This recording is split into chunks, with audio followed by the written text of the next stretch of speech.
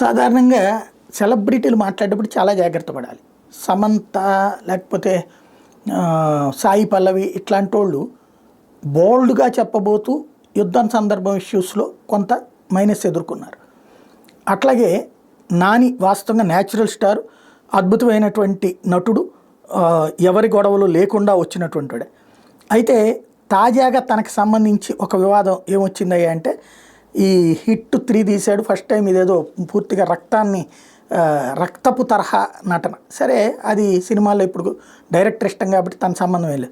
కాకపోతే ఇప్పుడు చాలా వరకు అల్లు అరవింద్ లాంటి వాళ్ళది కూడా తన సినిమాకి సంబంధించిన డబ్బు లేదో దాంట్లో కొంత పెడతానని చెప్పుకొచ్చాడు, కొత్తగా రిలీజ్ అయినటువంటి సినిమాకి సంబంధించి.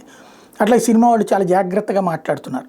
నాని ఇది వచ్చాడు అంటే ఫంక్షన్స్ కూడా కొన్ని రద్దు చేసుకుంటున్నారు కూడా కదా. ఇప్పుడు ఈవెన్ తెలంగాణ దాన్ని కూడా 13వ తారీఖు జరగబోయే మిస్ ఇండియా మిస్ వరల్డ్ పోటీలకు కూడా ఎక్కువ హడావిడి చేయకుండా కూల్గా చేయాలి, అవసరమైతే రద్దు చేస్తామన్నటువంటిది కూడా చెప్పుకొచ్చారు.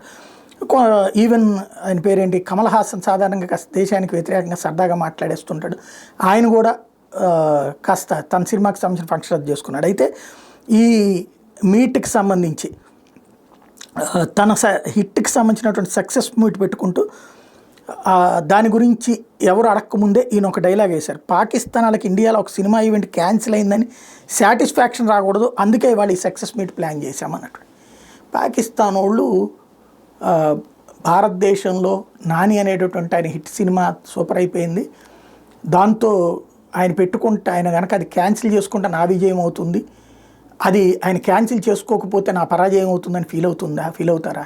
బేసిక్గా పాప నిర్మాత దర్శకులు పెట్టుంటారు, ఈయన ఎల్లుంటాడు.